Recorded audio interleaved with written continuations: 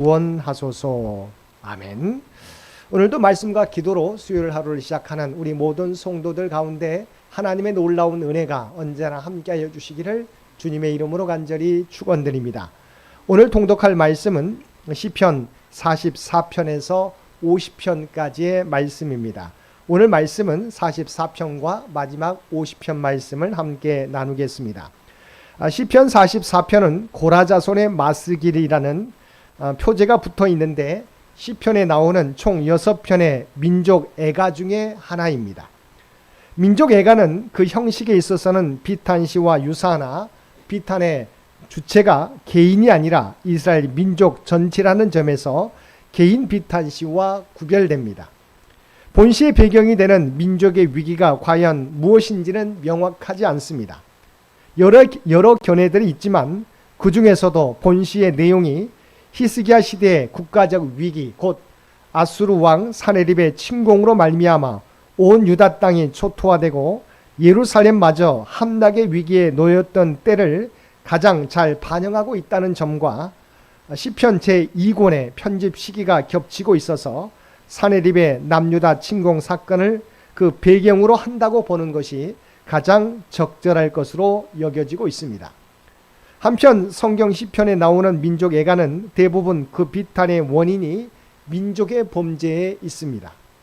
그러나 본시와 제60편만은 그 원인이 민족의 범죄로 인한 하나님의 징계가 아닌 단순한 이방의 침략과 관련되어 있습니다. 이러한 본시에는 하나님의 구원을 바라는 시인의 절대적인 신앙과 자기 민족에 대한 뜨거운 민족애가 진솔하고도 절박한 표현을 통해 강하게 표출되어 있습니다. 이러한 본시는 이스라엘의 조상과 맺은 언약에 따라 선민 이스라엘을 출애굽시켜 가나안에 정착하게 하신 하나님의 언약에 대한 신실성과 주의 도를 버리지 않겠다는 하나님과의 언약에 대한 순종을 근거로 하는 구원의 호소가 그 중심을 이루고 있습니다. 본시는 크게 세 부분으로 나뉘어집니다. 먼저 1절에서 8절은 과거 하나님께서 이스라엘의 조상에게 베푸신 은혜, 곧 이스라엘 자손을 애굽에서 구원하시고 가나안 땅을 기업으로 차지하게 하신 은혜를 회상하며 오직 그 하나님을 의지하여 선민을 압제하는 자들을 대적하여 승리를 거두겠다는 신앙 고백입니다. 이어서 9절에서 16절은 하나님께서 선민을 유기하심으로 버림으로 말미암아 이방 민족으로 인하여 고난을 당하는 현실을 하나님께 토로하는 내용입니다. 끝으로 17절에서 26절은 하나님의 법에 대한 선민의 순종의 사실에 근거하여 신속하게 선민을 고난과 압제 당함으로부터 구속하여 주시기를 호소하는 내용입니다. 특별히 4절을 보면 시인은 하나님이여 주는 나의 왕의 신이 야곱에게 구원을 베푸소서라고 하였습니다. 하나님을 자기의 왕으로 부르며 위기에 처한 이스라엘을 구원하여 주실 것을 호소하고 있는 것입니다. 그의 이런 마음은 우리가 주를 의지하여 우리 대적을 누르고 우리를 치러 일어나는 자를 주의 이름으로 밟으리이다. 나는 내 활을 의지하지 아니할 것이라 내 칼이 나를 구원하지 못하리이다 라고 말한 5절과 6절 말씀을 통하여 더 분명하게 드러나고 있습니다. 물론 하나님은 이렇게 이스라엘 백성들이 당신을 이스라엘의 진정한 왕으로 인정하고 섬기며 의지할 때 그들을 항상 보호하여 주시고 구원하여 주셨습니다. 또한 그들에게 풍성한 은혜를 부어주셔서 만족한 삶을 살게 해주셨습니다. 그리고 시인은 26절에서 가장 중요한 말을 하고 있습니다. 여기서 가장 중요한 표현은 주의 인자하심으로 말미암아 우리를 구원하소서라는 표현입니다. 시인은 하나님께 구원을 호소합니다.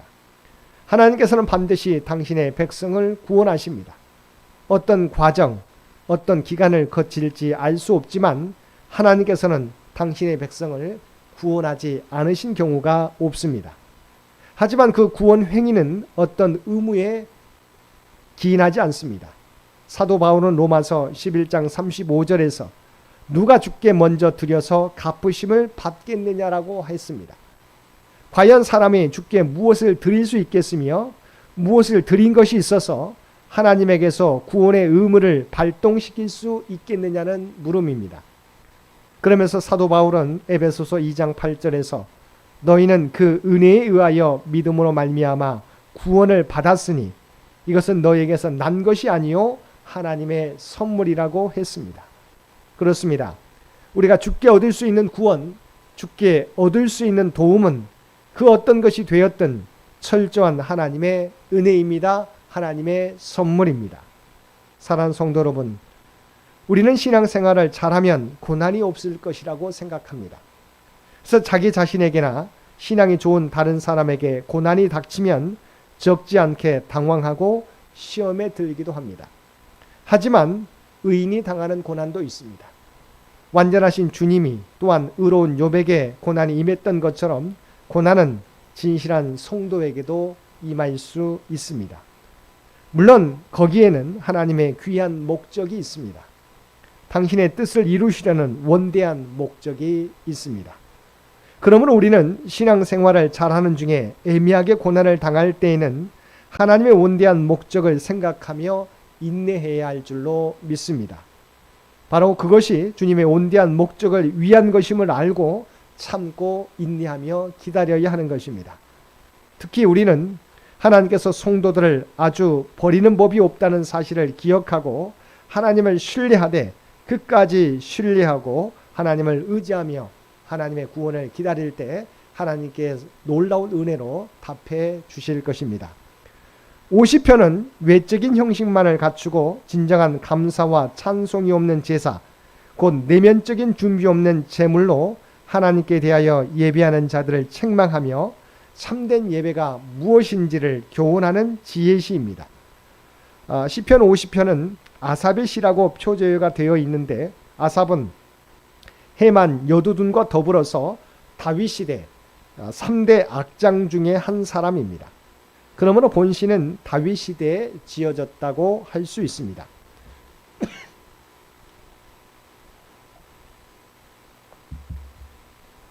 이러한 제50편의 내용을 살펴보면 먼저 1절에서 6절은 심판자이신 하나님께서 제사로 당신과 언약한 자들을 판단하기 위하여 온 세상의 거민을 증인으로 소집하였음을 선포하는 내용입니다.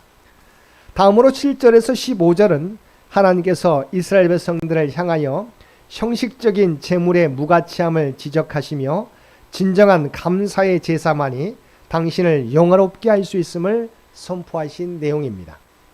이어 16절에서 21절은 입술로는 하나님의 율법에 대하여 말하면서도 실생활에서는 각종 죄악을 일삼는 자들의 위선적인 행위에 대하여 책망하며 심판을 경고하는 내용입니다. 끝으로 22절과 23절은 하나님을 잊어버린 자들을 향하여 엄중한 경고를 하며 참된 제사를 드리도록 촉구하는 내용입니다. 특별히 23절은 본시의 주제절이라고 말할 수 있습니다. 감사로 제사를 드리는 자가 나를 영화롭게 하나니 그의 행위를 옳게 하는 자에게 내가 하나님의 구원을 보이리라. 앞선 22절에서는 하나님을 잊어버린 자에 대한 하나님의 엄정한 심판이 선언되었습니다. 그러나 23절에서는 이와 반대로 감사로 제사를 드리는 자와 그의 행위를 옳게 하는 자에게 대한 구원이 선포되고 있습니다. 먼저 하나님께서는 감사로 제사 드리는 자가 하나님을 영화롭게 함을 밝히고 있습니다. 하나님의 형상대로 지음받은 인간의 가장 큰 삶의 목적이 하나님을 영화롭게 하는 것인데 바로 그 방법이 제시되고 있는 것입니다. 우리가 하나님을 어떻게 영화롭게 할 수 있습니까? 그것은 바로 형식적인 제사가 아니라 감사함으로 드리는 제사에 있습니다. 다음으로 하나님은 그 행위를 옳게 하는 자에게 구원이 있음을 밝히고 있습니다. 즉 하나님의 말씀대로 살아가는 자는 다름 아닌 구원으로 가는 길을 준비하고 그 길을 예비하는 자라고 하는 것입니다. 당시 종교인들은 입에 하나님의 말씀이 있었고 사람들에게 율법을 전하기까지 했지만 그들의 행위가 악했기에 구원의 길과는 멀었다는 것입니다. 사랑하는 성도 여러분, 예배는 하나님을 향한 성도의 당연한 의무임과 동시에 하나님의 축복과 은총을 체험하게 되는 최대의 통로입니다. 하나님은 우리의 중심까지 보시는 분이십니다. 그러므로 우리는 하나님을 예배할 때 신령과 진리로 드리는 예배, 우리 몸을 하나님이 기뻐하시는 거룩한 산제사로 드리는 예배를 드려야 하겠습니다. 하나님은 이러한 예배를 축복하시고 예배자에게 은혜를 베풀어 주십니다. 오늘도 우리가 예배당에서 드리는 예배만이 아니라 우리의 삶의 현장에서 드리는 삶의 예배를 통하여 하나님이 기뻐하시는 예배의 삶을 살아가는 저와 여러분 모두가 되시기를 주님의 이름으로 간절히 축원드립니다. 함께 기도드리겠습니다. 사랑과 은혜가 충만하신 아버지 하나님, 하나님의 인도하심은 언제나 선하신 줄 믿습니다. 우리가 깨닫지 못하는 고난이 찾아올 때에도 하나님의 원대한 계획에 있음을 믿고 인내할 수 있는 저희들 되게 하여 주옵소서. 또한 감사로 제사를 드리는 자가 하나님을 영화롭게 하며 그의 행위를 옳게 하는 자가 하나님의 구원을 보게 될 줄로 믿습니다. 우리의 예배가 형식적인 예배가 되지 않게 하시고 우리의 믿음이 행함이 있는 믿음이 되게 하여 주시어서 하나님을 영화롭게 하는 저희 모두가 되게 하여 주옵소서. 오늘도 이 나라 이 민족을 위하여 기도하는 주의 백성들의 간구를 들어주시고 응답하여 주시길 원합니다. 특별히 오늘은 국회의원을 선출하는 날입니다. 아버지 하나님, 하나님을 두려워하고 진정으로 국민을 섬길 수 있는 귀한 지도자들이 선출되도록 주께서 역사하여 주시옵소서. 또한 100주년을 준비하며 나아가는 창현재단을 기억하여 주시고 오직 주의 백성들의 간구와 기도와 모든 봉사와 헌신을 통해서 하나님이 계획하신 뜻들을 이루어가는 창현재단이 되게 하여 주시옵소서. 올로 장로님과 연로하신 권사님 또한 모든 성도들을 눈동자와 같이 지켜주시고 보호하여 주시기를 원합니다. 또한 특별히 환우들 가운데 함께해 주시어서 그들 모두에게 하나님의 놀라운 치유와 회복의 역사를 나타내 보여주시기를 원합니다. 경제적으로 물질적으로 어려움 당하는 주의 백성들을 아시지요. 그들의 필요를 아시옵나니 날마다 필요한 은총을 하나님께서 풍성히 부어 주시옵소서. 사랑하는 자녀손들 이 어둠의 영적인 어둠의 시대 가운데 믿음을 잃어버리지 않게 도와주시고 그리스도의 장성한 분량까지 자라가는 귀한 자녀들 되게 하여 주옵소서. 또한 그들에게 하나님의 꿈과 비전도 주신 줄 믿습니다. 그 모든 것들을 이루어가기에 하나님의 지혜와 능력으로 함께하여 주시옵소서. 오늘 또 우리에게 복된 하루를 허락해 주신 것 진심으로 감사드립니다. 날마다 말씀과 또한 주님과 동행하며 살아가는 우리 모두가 되게 하여 주옵소서. 이 땅을 살아가게 될 때 하나님의 구원받은 백성, 하나님의 백성이라고 하는 정체성을 잊어버리지 않고 살아가게 하여 주시옵소서. 또한 우리의 삶의 현장에서 그리스도의 아름다운 향기와 선한 영향력을 나타내며 살아가는 우리 모두가 되게 하여 주옵소서. 이 모든 간구 우리를 구원하여 주신 예수님의 이름으로 간절히 기도드리옵나이다. 아멘. 여러분